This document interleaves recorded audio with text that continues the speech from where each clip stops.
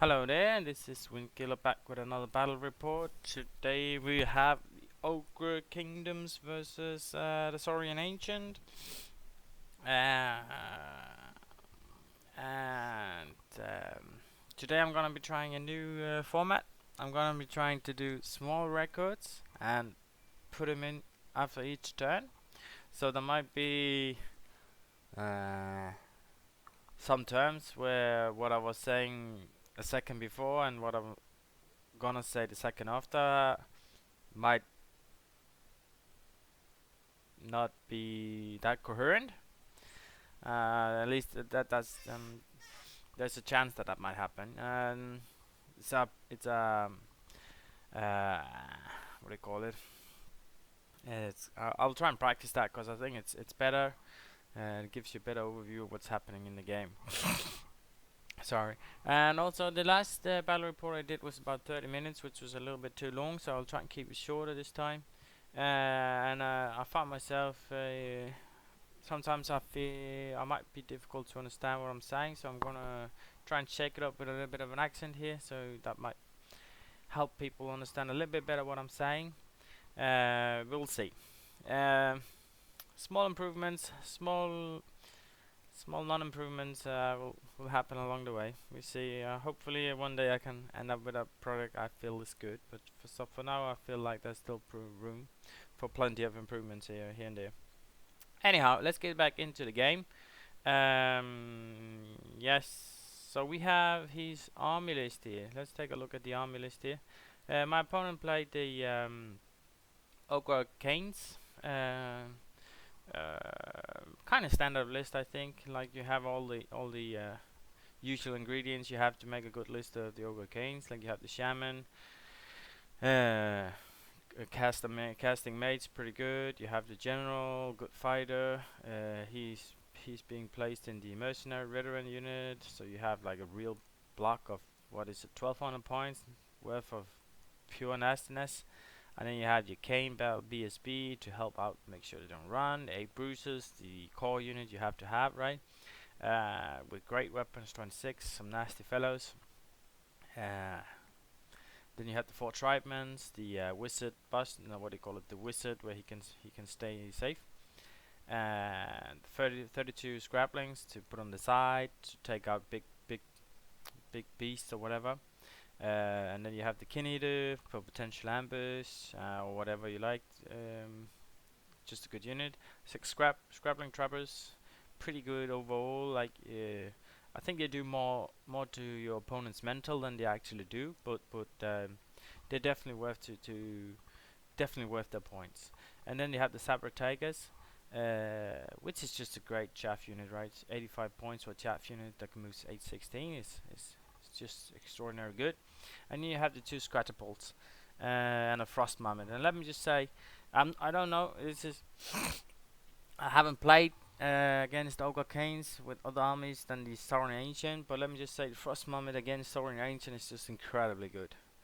Because the thing is, it gives you -3 agility, not just 2 but 3, which is enormously big. Because even if I manage to cast no die enemy on one of my units, I will still hit second, and it's incredibly difficult to get that first attack on any of these ogres, which is really important because the ogres, if they get to hit you first, they just hit like a bus. They hit like a truck. They hit like a fucking twin tower that's falling down. Whatever.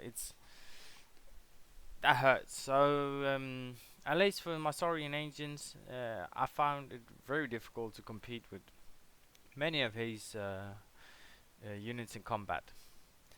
Anyhow, that will be a short talk about the list. My list is the same as the last time, so if you see my previous battle reports, you know I'm playing big five big blocks with a Cult Lord in the back, doing some buffing magic. And then I have the 2 Skink Captains for some chaffing, and that's about 2 Snake Swarms for chaff as well. And that's about it. Just fighting all over the line, and that's what I'm capable of doing. I will talk a little bit later when I finish the battle report about what I want to change about the list and what I think that don't work currently. Alright, then let's get into it. So we play the hold the ground into what's it called? I forgot the name of this. No, it's called the Dawn Assault into King of the Hill. That's the secondary objective in our deployment. So we roll for deployment. He gets to go first. He decides to drop all of it to get to get turn one, and well, obviously I deploy second. He at a few seconds considered to place the one of the markers deep down to the left side of his map. He decided against it and goes to place it on his left side, around the middle of the board. And I decided to place it approximately where it is now, and in the middle of the board on the left side of on my left side, because I was planning on placing a lot of my units on the left side, so I thought I would be strong there. At least I was planning on placing my Cayman Ancient and my Raptor Raiders there, and so it should be easy for me to control that area. That was the fort. So let's see how. Let's go to the next phase after we done our placement here. So the placement looks like something like this. He vanguards his scrabbling or whatever they call it, the guys that can place traps. He traps the fence in front of his own line, and he vanguards after it, and he placed some traps on the hill after that.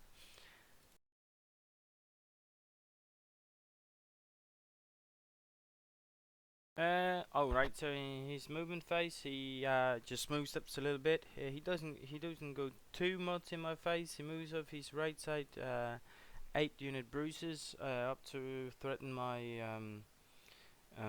Saurian warriors and my temple guards. It looks like this is the way he want to breach through, and that's about it. He moves up to he moves up his frost mammoth and mercenaries a little bit, nothing too much. So just to be in shooting range of all my, I think it's my caimans, and that's about it.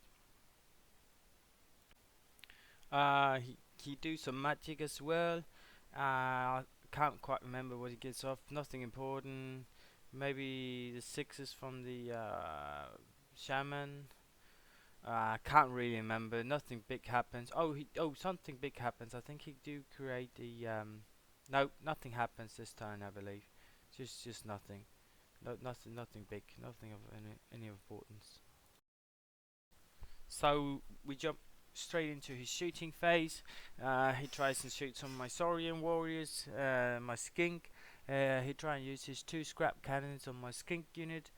Oh right, he do get the Titanic totem off on his magic phase, and he places it right behind my skink unit, which which get me in quite some trouble later on. That was It's very difficult for me to stop this kind of chap with this list, as I have no shooting, and I can't really just turn my units around, and I mean I can't really just turn one of my skink either my skink unit or my temple guards, turn them around to have them face it. I'm not even sure if I do have my magic casters face him. I'm not even guaranteed to kill him. So this is a real top situation for me, being against these kind of monsters. Anyhow, he does some shooting.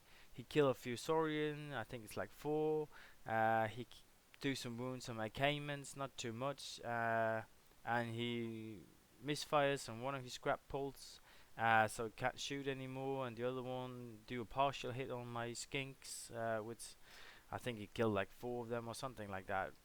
Overall pretty bad shooting. Nothing really happens. He also took a Raptor Rider down or something like that. Nothing much.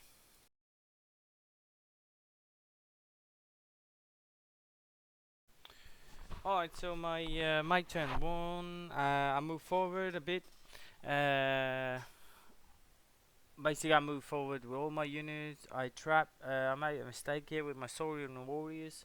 They decide to move up the hill to trigger the traps on the hill, and then I don't move down from it. So what's gonna happen in his next turn? He's just gonna move up to the hill and place some traps again, and he's gonna have another hit at me. that was a stupid mistake, and I'm thinking maybe I should have um, just used my relentless banner, just moved straight up in his face with the on his bruises, and placed my Saurian warrior so forth that if he were to charge, uh, my Saurian warriors, I would be able to set up a flank charge for my with my temple guards on the next turn. I didn't do that. I just went up the hill and just stood there and took another round of bombs. Whatever. And I made another big crucial mistake, which I didn't consider. It was moving my skinks into that forest, which turned incredibly sour for me. He ends up. We'll see that. We'll see what happens in his turn 2. But let me just say that was a bad move. You can, and then I move up my one of the skink captains I have in my skink unit to chaff off his mercenaries. So I only have to deal with the bruises for his next turn. And I'm still not quite sure what to do about this totemic totem that's doing terror on my back line. Move up my Raptorites on the left side, my Caimans, because I'm pretty confident my Caimans and my Raptorites is capable of killing anything they will be charged by on the left side, except from the mercenaries. But that's why I chaffed off the mercenaries, and then my next turn, hopefully, I would be able to charge something on my left side flank, and I think I should maybe have moved up my Raptorites a little bit more than I did, and feared the charge from the scrap pull a little bit less, and just taken the charge, and then hopefully been able to kill him in the next round of combat or something like that. And also one of the things here I noticed is that I will talk about this after the game, but having movement 8 is much better than movement 7. But let's talk about that later. So that's my movement phase. My magic, I get up healing water on my Caimans in case he wanted to charge my my Caimans with his Gratapults and his Frost Mammoth. I wanted to make sure that didn't happen, so I buffed it up with healing water. Looking back at it, I should maybe have been able to realize that wasn't the unit that was in danger. Because I mean, like, there was plenty of things I could do with the I could just choose to flee if he charged with the Frost Mammoth, or if he charged with the if he charges with the Frost Mammoth, I could just choose to flee, and then I will be something next to the ruined or somewhere around that, and I would have been fine most likely. And then I could have had most likely have had a counter charge with my Raptorites, and then I think most things would have been fine. Maybe.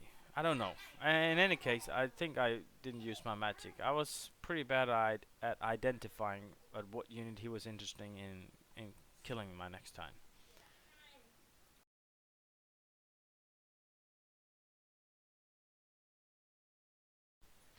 Alright, so he's turn 2. He charges.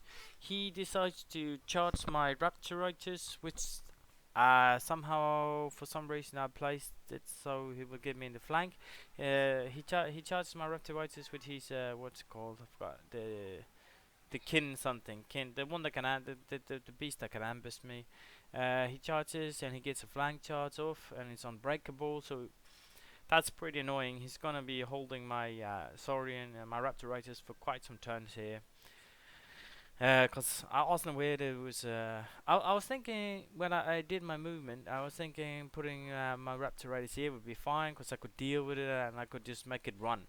But it turns out this fellow here is unbreakable, which sort of disrupted my plans a little bit. But thinking back at it, I don't think I would have done anything different, because I think that was about what I could do. So I would have to take the charge anyway, and I had to kill it.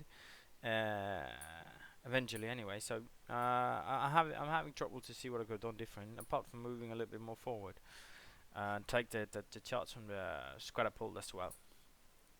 Oh, and then to the much more critical point here, he decides to charge with his 8 bruisers, unit on my skink unit. I did not see that coming, actually. Originally he was planning to charge my Saurian unit, but I boosted it up with Awaken the Beast, so they were toughness 5, which sorta scared him off, I guess. I'm not really sure what the decision making was here for why he chose my skink units, apart from the obvious reason that he could kill it and just run through me and have another unit on my back line to do havoc.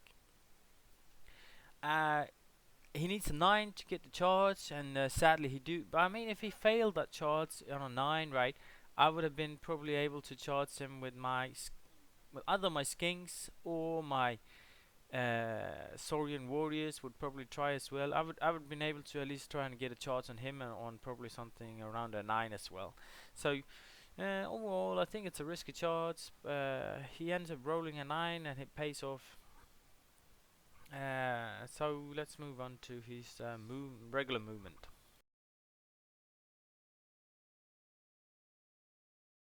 Alright, so he's turned to normal movements and random movements. He moves all his main units back a little bit, the Frost Mammoth and the Mercenaries and the Scratapoles. On the center units, he moves them back to prepare the incoming shots for my Cayman Ancient. Probably he moves them so much out of range that I'm not able to even charge him without having to roll a 12 or something like that.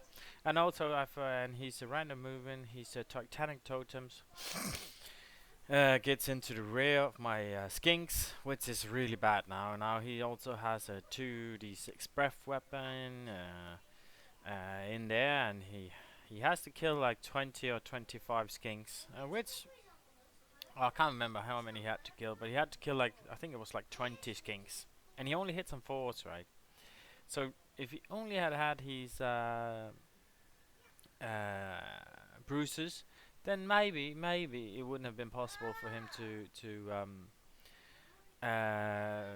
deal with my skinks that efficiently. However, he also have the Titanic Totem guy in the back with a flame weapon, which is it's gonna be the it's gonna kill me. He moves everything's back, and that's about what he does in his movement phase, right? In magic phase, he buffs up some of his he buffs up his bruises, and that's about it.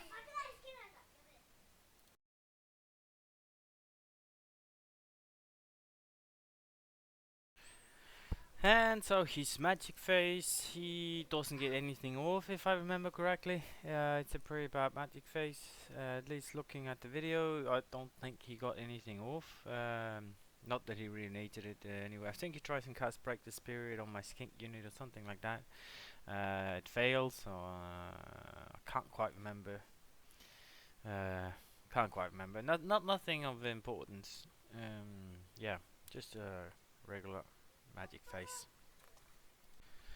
And his shooting phase, he tries his right flank is seen from my perspective. His scrapplers and the trappers keep shooting down my Saurian warriors. Little by little, he's tearing them down, and I think by the end I have like 20 left or something like that. So they managed to take like 10 down and serious the whole game. But slowly and steady, he shoots that right flank. More importantly, he tries and do the catapult. He tries and shoot his catapult on my temple guards. I think he managed to land a partial hit, which killed like one of them or something like that. And that's about it. Oh yeah, and he tried and shoot. Pretty lucky event for me. He tried to kill my chaff.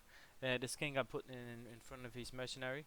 He tried and shoot it down with his braces pistols and his mammoth, almost everything he have actually. And I think he doesn't manage to take more than one wound off it, which is really good. Which was good, cause with the charts on my skink braves from his bruises and the Titanic Token probably means that I'm gonna lose my skink braves, which had the other skink captain in it. So I was running low on my chaff here. Anyhow, he shoots a little bit. It doesn't really do too much, and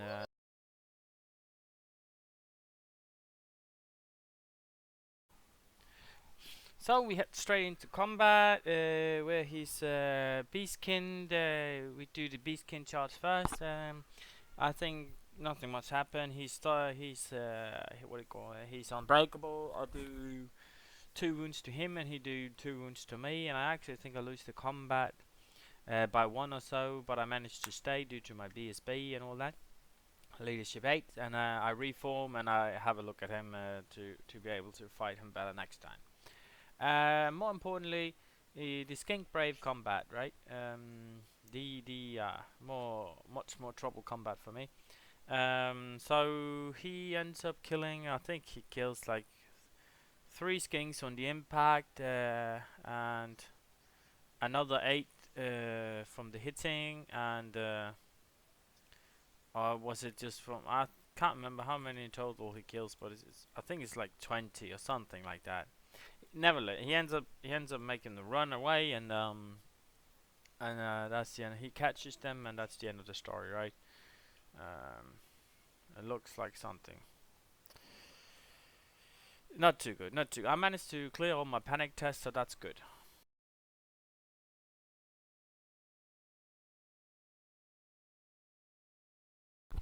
So my turn 2. I have no charges, if I remember correctly. Yes, no charges. Um, I turn around my whole army.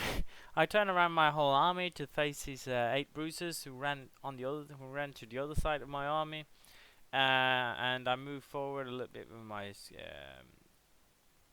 Saurian warriors, and I move my chaving skinks a little bit more forward to continue chaving off his mercenaries, and that's about what happened in this unit here. So we're a little bit dangerous. I turn around my caimans, so they are now in danger of getting a flank rear charge from the scrap pulled and the um, frost mammoth, which is not good, right? But I was willing to take the risk. I think he needed a 10 to reach me with his mammoth.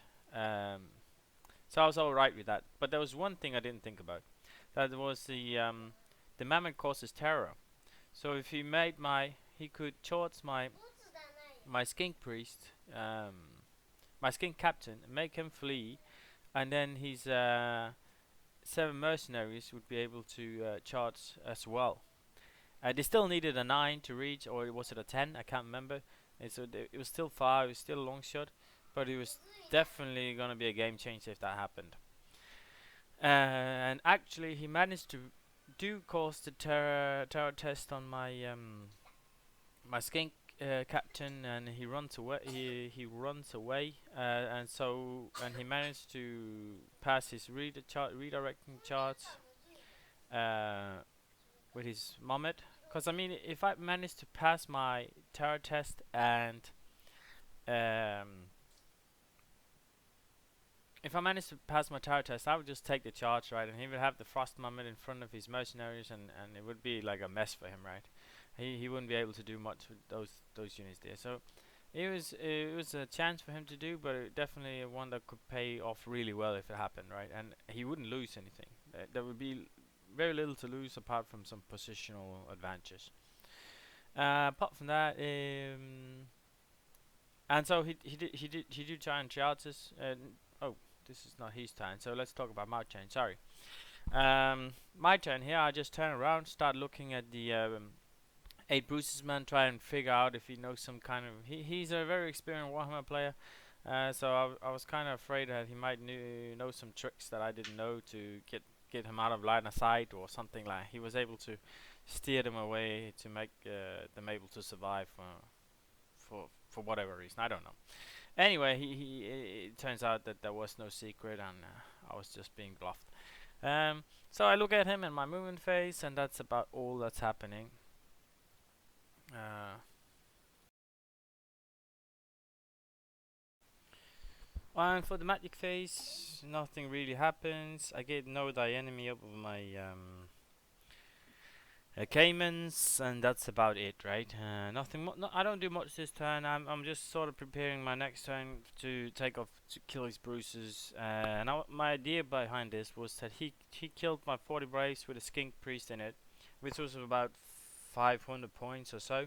So my idea was that if I kill these bruises, it will sort of be back to square zero. I kill 600 point of his, he killed 500 point of mine, and we were sort of kind of back to turn one or start of the at the start of the game again, where all our troops were in our own deployment zone, and it would turn into something like a draw at least. That was the idea about this move here.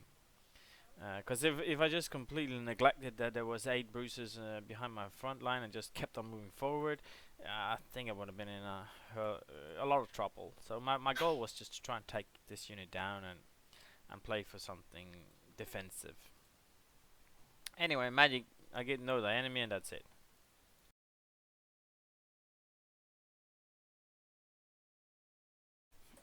Okay, he's turn 3, but I forgot to mention a few things. The magic phase, I also tried to fireball his Titanic Totem. I don't manage to kill it. In the combat phase, we fight to raptor fight, and I think I do 2 wounds to it, so it's down to 1 wound, and we're still fighting there. And so in his turn, as I mentioned previously, he's gonna have this triple charge on my Caimans, which he of course try and go through with. And he fails his charge with his mercenaries and his frost mammoth, so it's only his scratapult that reaches me. Um, and so due to that, he doesn't really do much this turn. He try and reel his bruises to positioning them to be in a good position when they either want to take the charge from my Caimans on my temple guards, or so that he can flee in a decent direction if he is to decide to flee from the charge.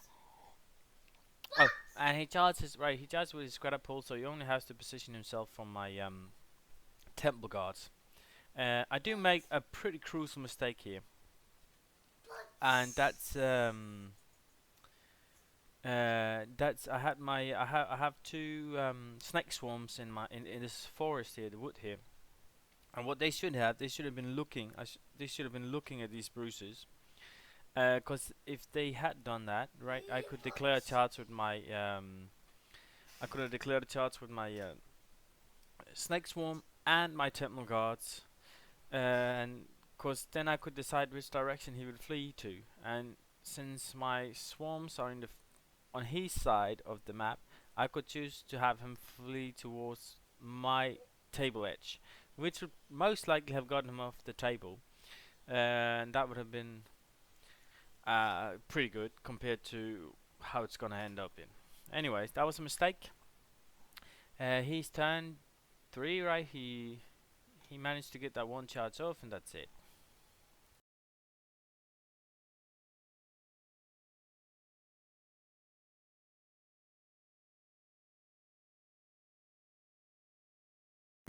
Yes, so as mentioned, nothing really happening. He's magic phase or shooting phase. I think he might get some spell off on his Scratterpulse, but nothing that really matters too much. At combat, he managed to do a few wounds on my Caimans, and I managed to do a few wounds on him, and we sort of just stand there. I got the divination tribute on my Caimans, so I wasn't too worried. Even if I was gonna lose the combat, that was a pretty high chance that I was gonna stay, so that was okay. So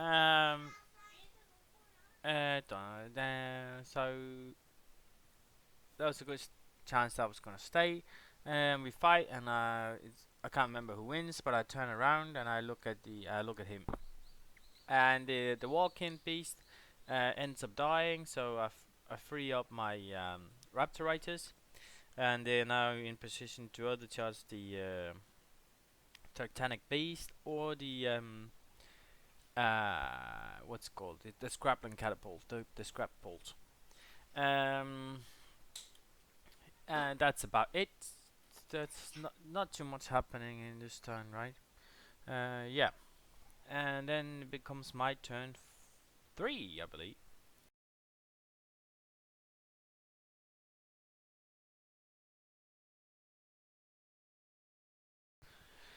Okay, so my turn 3. And here we decide it's time for some action, right? And so I decide, first of all, we're gonna go through from right to left here, right? So my Saurian warriors decides to take another round of the scrabbling traps bombs, and more Saurian are being killed. And so I decide it's time. If they want to do something this game, it's time.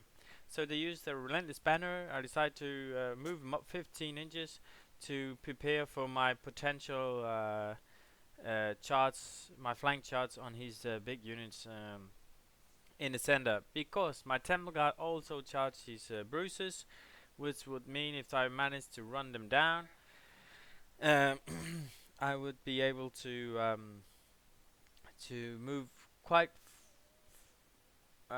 closer. I would be able to move closer to his mercenaries, and a possible charge could possibly happen next turn. So that's why I moved my Saurian warriors up to anticipate that.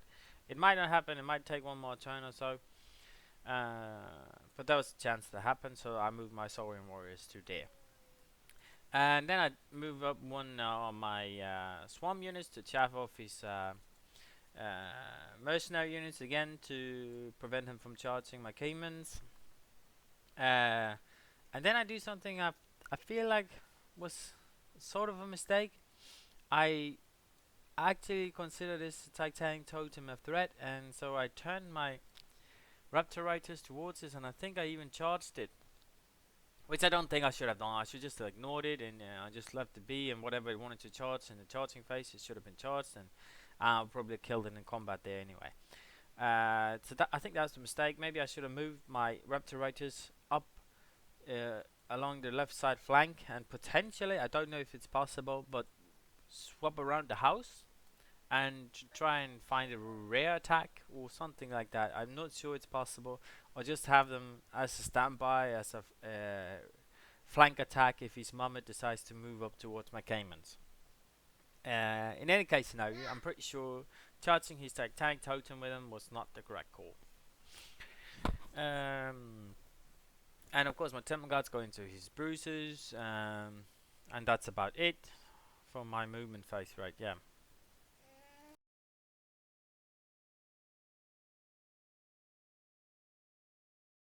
Yes, and so my magic phase, the picture you're looking at right now is at the end of combat. My turn 3, at the end of my turn 3 combat. But in my magic phase, I'm just going to talk a little bit about magic phase here easily. I get off Spectral Blades and Healing Water. And first of all, I get these two spells off, which is good. But I'm not sure why I target the targets I'm targeting. First of all, I decide to go for Spectral Blades on my Caimans, which is fine because I only wounds on 3s and I get to reroll. And then I go for Healing Water on my Saurian,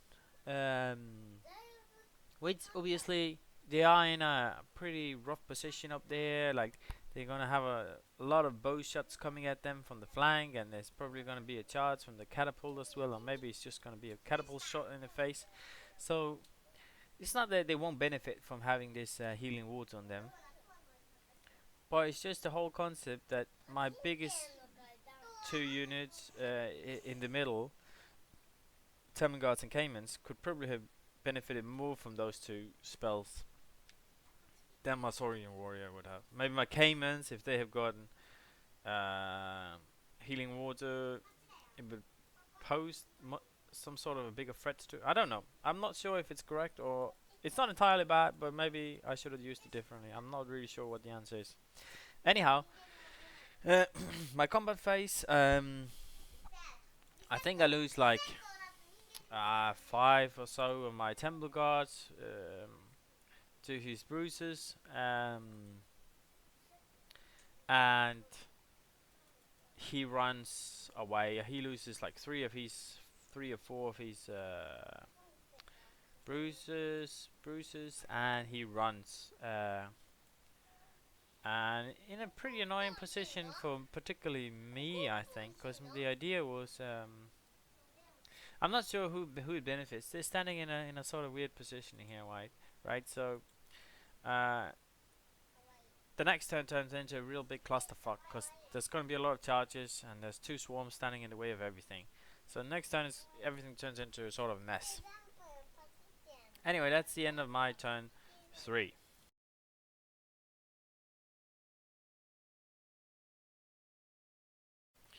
Yes, so he's turn 4. He turns the game into a clusterfuck. Well, sort of. Proposed by me by moving up my swamps. So he charges the swamps with my front swamp with his mercenaries, and the rear swamps with his scrappoles, and he managed to rally his bruisers. So as you can see on the picture, everything is sort of scrambled up in the middle, and not really sure where everything is gonna be going after the order runs and the combat finishes.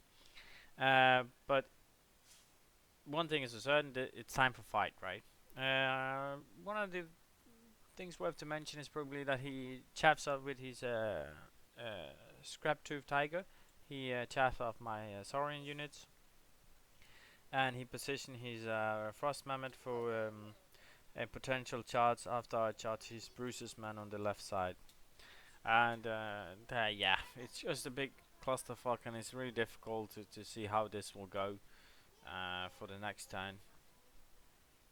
In the magic phase, I'm just gonna go through this turn real quickly because nothing really happens. Obviously, he kills my swarms, and his magic phase he gets break the spirit off on my temple guards, I believe, and that's about it.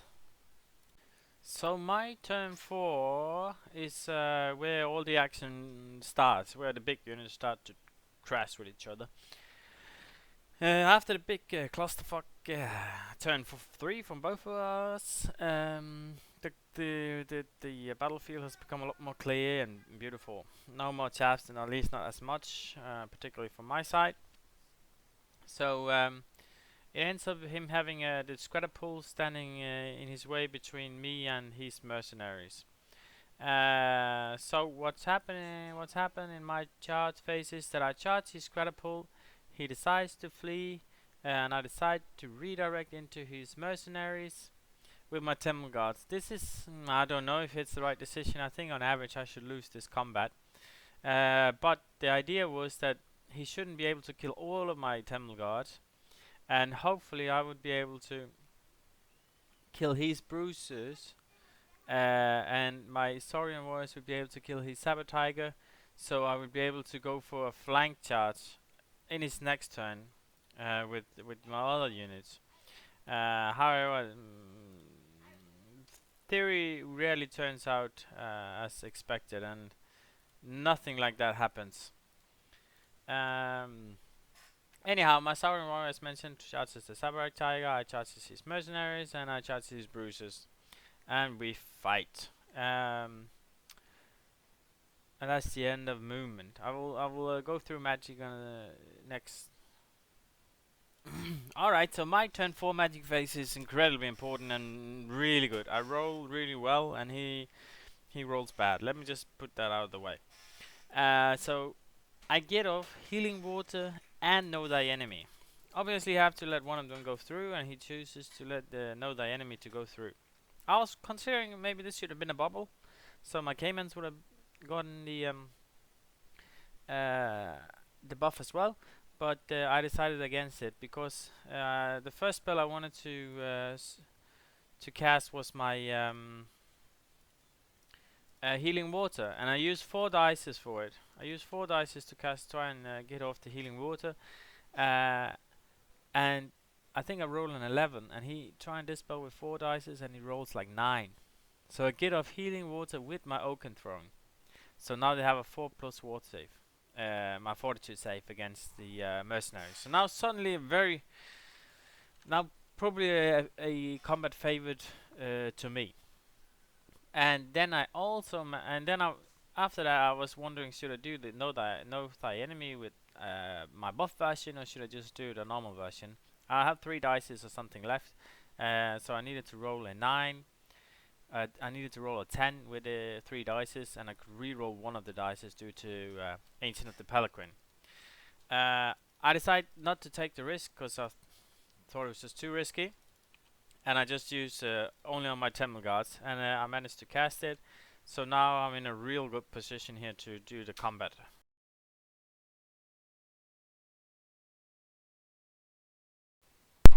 Yes, so for my combat phase, we had 3 combats. The Bruisers versus the Caimans, the Temple Guards versus the Mercenaries, and the Saurian Warriors versus the Scrap 2 Tiger.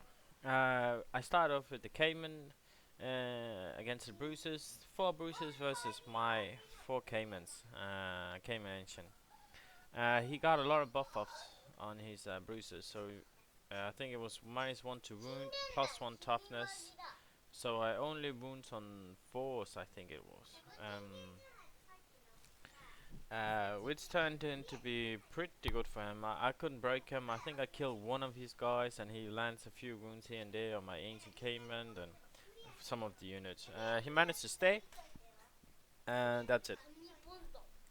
Uh, and then we did the Saber Tiger combat, Saber Tooth Tiger. Uh, and I'm wondering here if maybe I should have done it after or before, I don't know. But anyway, I did it first. I kill it and overrun it, and now I'm looking at the scrap pool, the running scrap pool. So it's probably gonna get charged next time, right? Oh, I was hoping maybe I needed a 9 to reach it. I think if I rolled a 9, I would have run it down, right? And then I could reform from that position and look at the tribesmen from the in the back. That would have been brilliant. Anyway, didn't happen. Temple Guards is the big combat, right?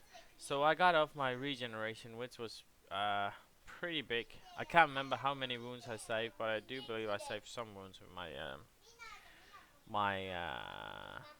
my fortitude save. Cause right now he's AP2, right? So right now I'm 5s, only 5s. But if I get 5s and 4s, then I shouldn't lose too many Temple Guards, but I do lose some. I think he kills 7 or 6, and I kill 7 of his, and I win the combat by a slot Merrier, and I think he stays this round. He stays. He managed to stay, yeah, for this round, I believe. I can't remember how much I win by, but 1 or 2 or something like that.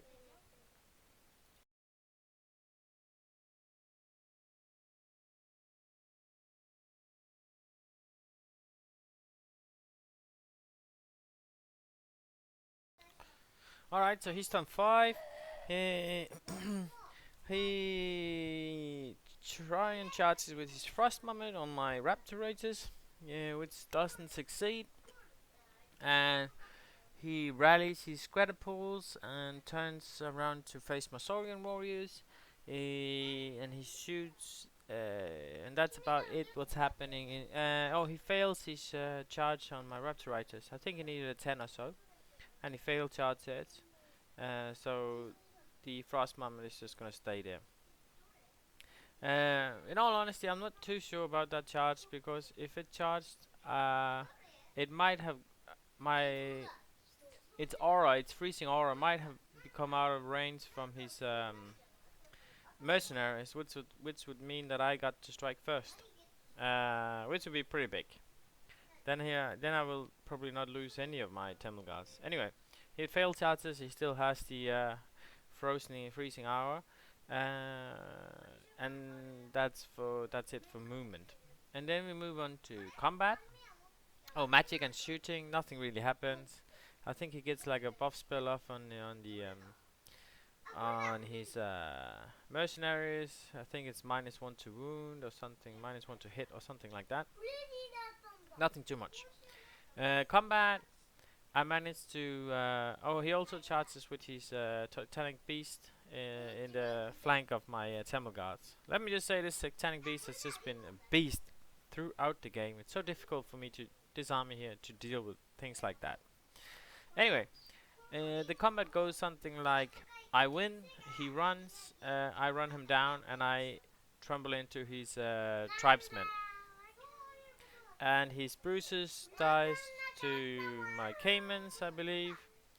And that's the end of his turn 5.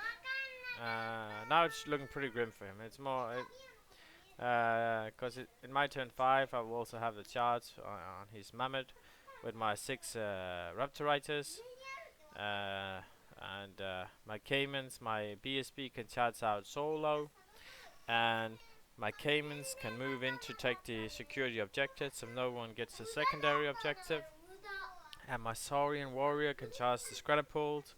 Um, so overall, the last turn is just sort of like a clean up. So I think I will just stop the report here and just because it's getting quite long.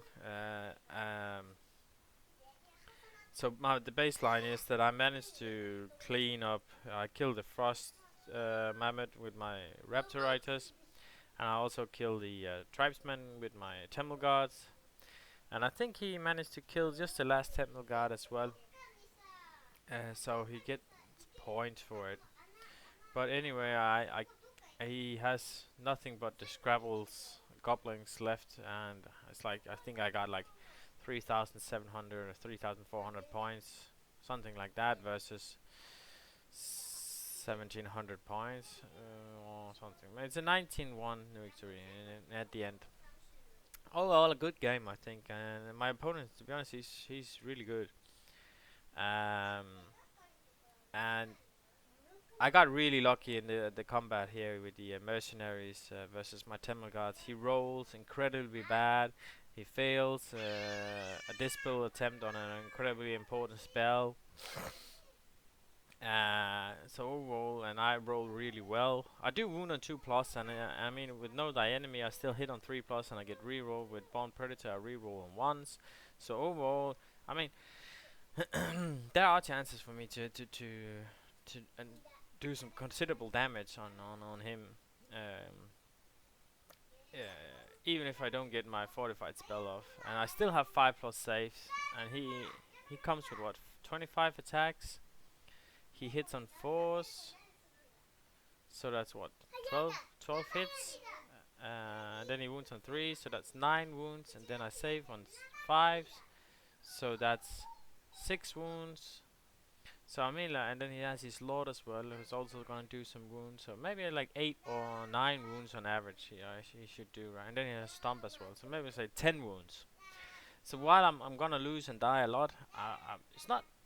I shouldn't lose all my temple guards in one round. It should at least take him 1 or 2 or even maybe 3 rounds to get through my temple guards, and that is without me buffing up with the best mage in the game, right? So I don't think it's totally impossible for me to win this matchup here. It's definitely not a good one, but not impossible. Uh, yeah. Anyway, it was a good game. It was pretty exciting all the way through. I think I made some pretty big mistakes along the way. Throwing away my skink braves was really big because I also lost one of my combat spells. I mean, being able to buff up my temple guards here with +1 resilience would have been great. Or just in general, having 40 skink braves to pressure some sort of charge. But overall, I think actually skink braves is really bad in this matchup, and I probably should have placed them out on the flank, one of the flanks, and let them apply pressure from there. And utilized my Saurian warrior better, put them in the middle, and have them being able to go against his good units. I mean, Saurian warriors could even do some damage against his mercenaries, right? Because I still save on 3 plus, and I have spears, so I swing for 26 attacks, and I wound on. I hit on 4s and I wound on 4s, so that's like what 6 or 7 wounds per turn, which is not bad. And he does what 12 wounds on me. Oh, he does more because he has 25 attacks. He hit on 3s. It's gonna hurt. 18. He wounds on 3, so that's 12 wounds. I save on 5, so that's 8 wounds, and then he has the general and the stomp, so probably something like 12 wounds. But still, I do what maybe 6 wounds to him. I do on average 6 wounds to him versus 12 wounds. I mean, it's not good, but I think they would have definitely done better than they did this game here, and the skink would have done better on the flank. Anyway, this was the game. It was a fun game. I hope you will check out my next battle report. And I'm not sure, it's pretty difficult to keep these battle report contained to 30 minutes. I'm not sure how I managed to do the first two in 30 minutes, but it's pretty difficult. Anyways, good game. Thank you to my opponent for participating and allowing me to put it on YouTube. And I can promise you I'm having another game coming up soon in the online tournament. So I will hopefully be able to do a battle report on that as well. Peace out.